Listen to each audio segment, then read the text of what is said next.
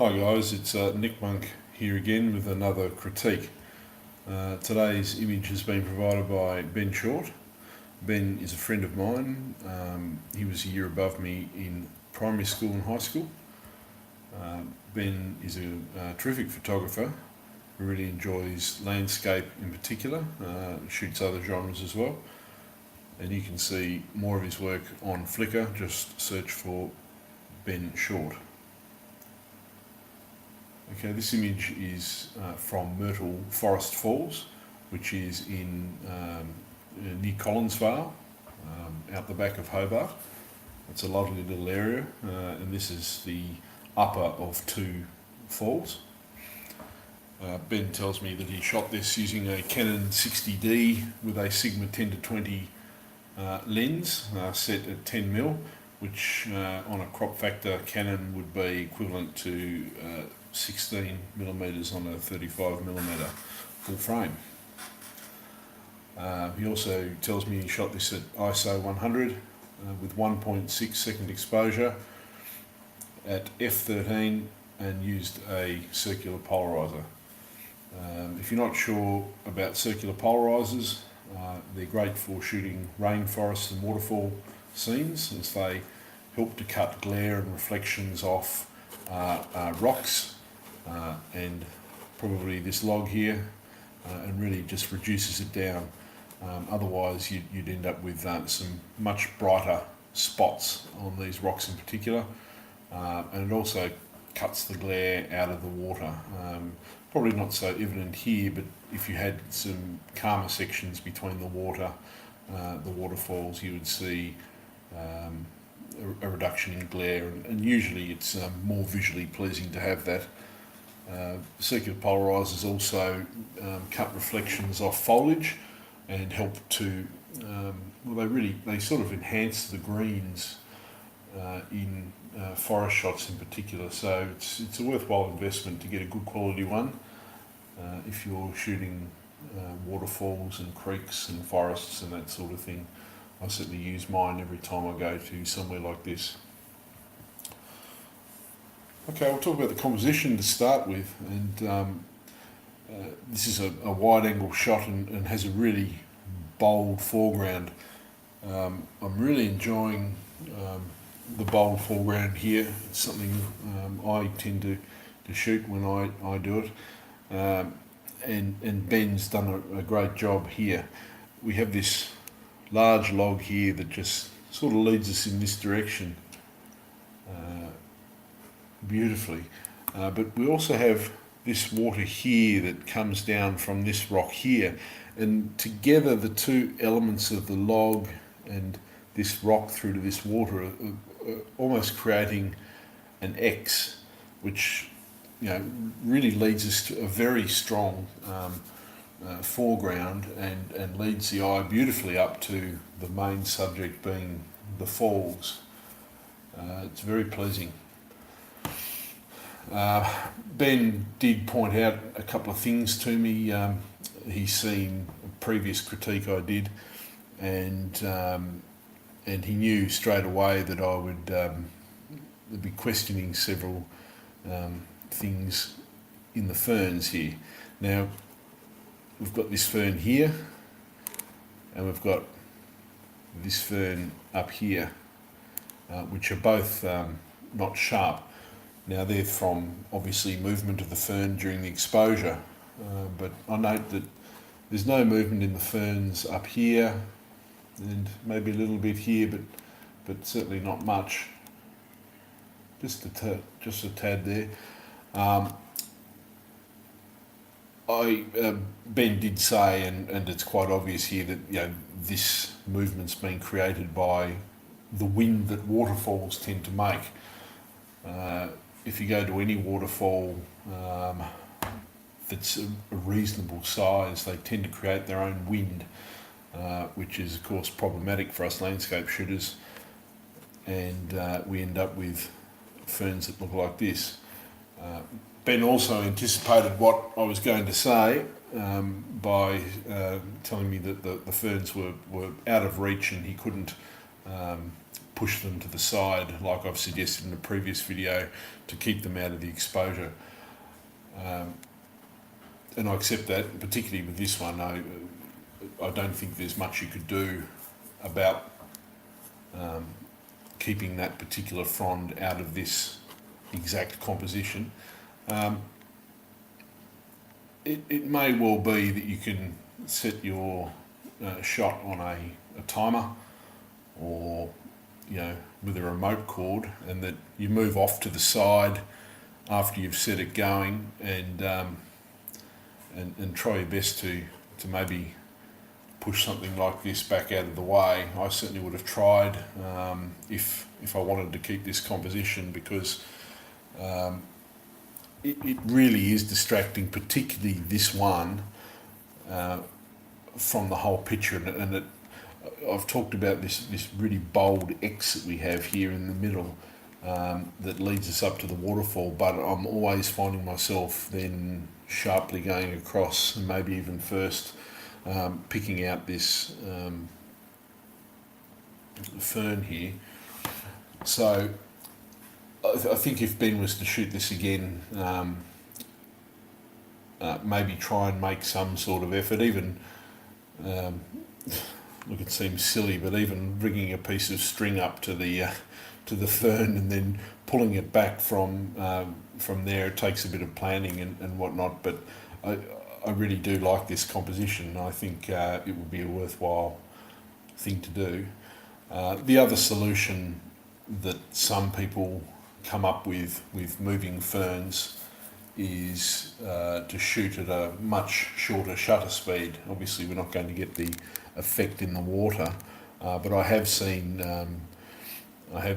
instances where photographers have shot a much shorter shutter speed, probably using a higher ISO, and then blending that shot into one with a longer shutter speed, and just including the sharper ferns, and that's a good idea for some to do. I think it's a lot of mucking around, but if you really need the shot and you really can't move the ferns just to the side, then I guess it's a good option to do. Up here, I'm not sure that we could have done much more with that, from moving the fern out of the way. You could try a different viewpoint, a lower viewpoint, but then we'd lose this great X here. The other option would be to return when there's less volume of water. I suspect this is when there's been a reasonable amount of rain, and the more water coming over the falls, the stronger the wind. Who knows? It may be something that you just can't solve at all in this particular location, but it's always worth trying a few things just to improve.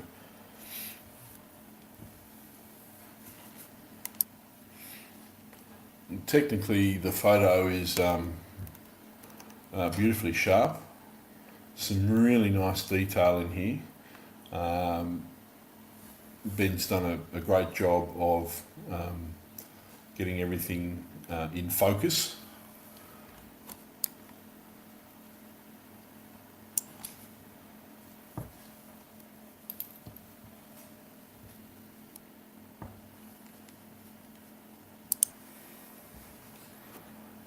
In terms of post-processing, this is a very naturally processed image, and it's really quite pleasing.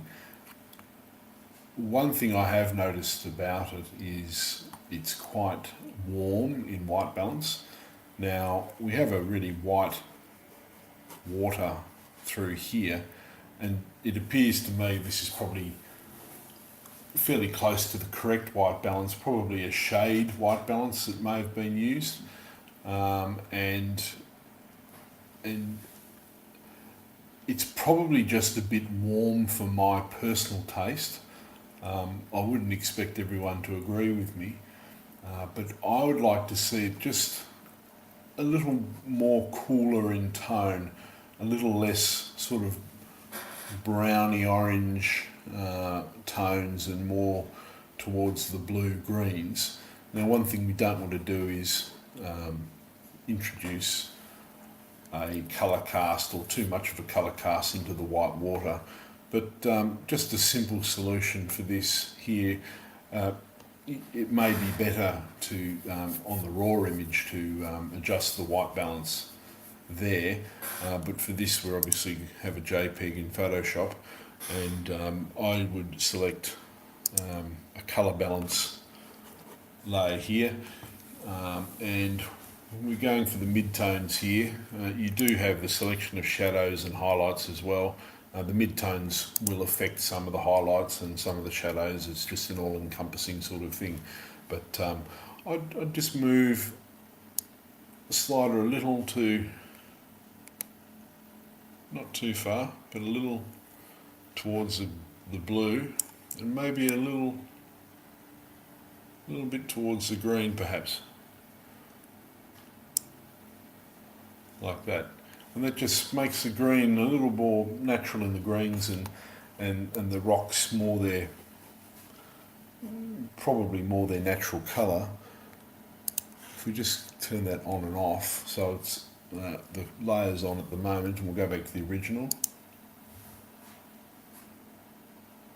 And back to the adjustment. I think that's just made a bit of a difference there, and it hasn't really affected the water too much. Maybe there's a little bit of blue introduced here, and of course what you could do is grab your brush and grab your black, and then paint that adjustment back out.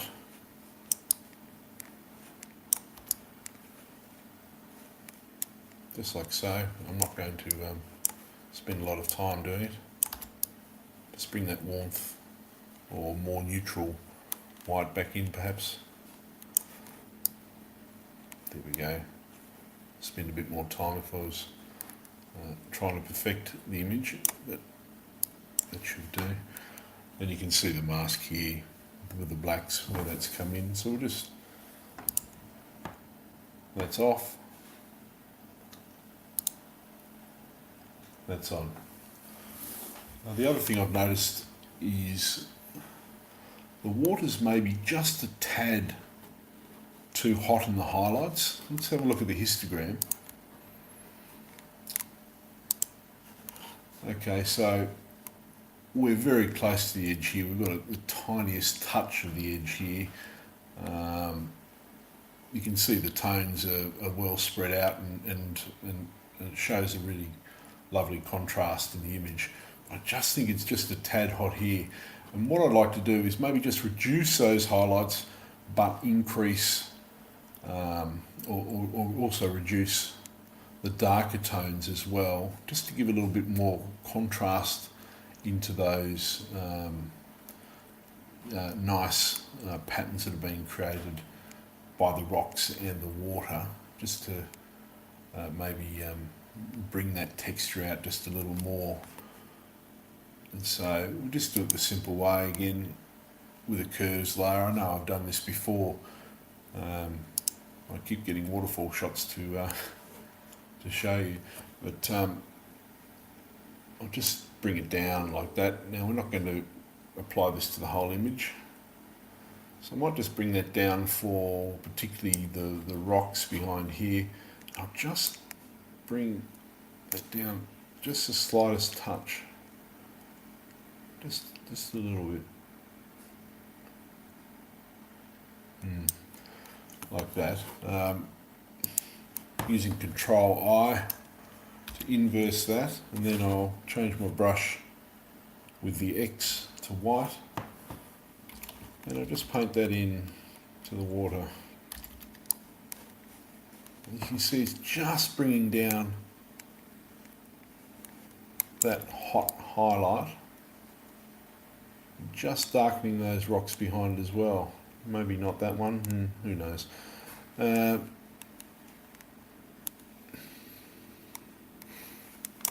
Just bring it down slightly. That might not work so well in some of those.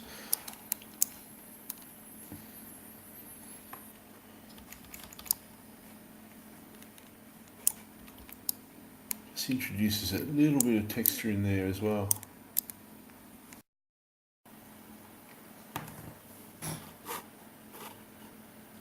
Okay.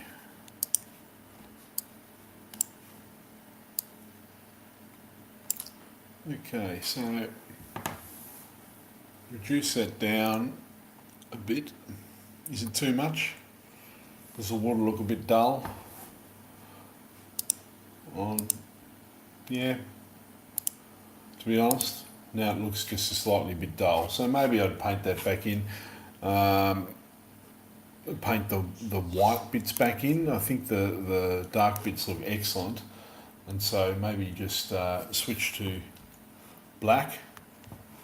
Maybe just a low opacity, maybe 20%. And just bring that back. Just paint that back, that white, avoiding those darker tones that we put back into the rocks. Just a smidge. You can do it with a bit more here and there. Mainly this bit in the middle, though it's lost a bit of brightness. Maybe just a tad down here. Anyway, you can fiddle with that all day. Get the right result. But I did feel it needed to be brought down just a bit. So let's just add a bit of contrast in those rocks there. That's about all I do for this particular image. So it's just a change in the colour balance and that change in the whites. And I'll just turn those layers off and go back to the original. So here's Ben's original presentation. And just subtle. And yeah, I personally think it makes it a little bit of an improvement. Thanks again, Ben, for giving me this image to critique. I hope you got something out of it, and I hope anyone else that's listening has got something out of it. Please leave a comment for me and I'll endeavour to answer any questions that you might have. Thanks very much.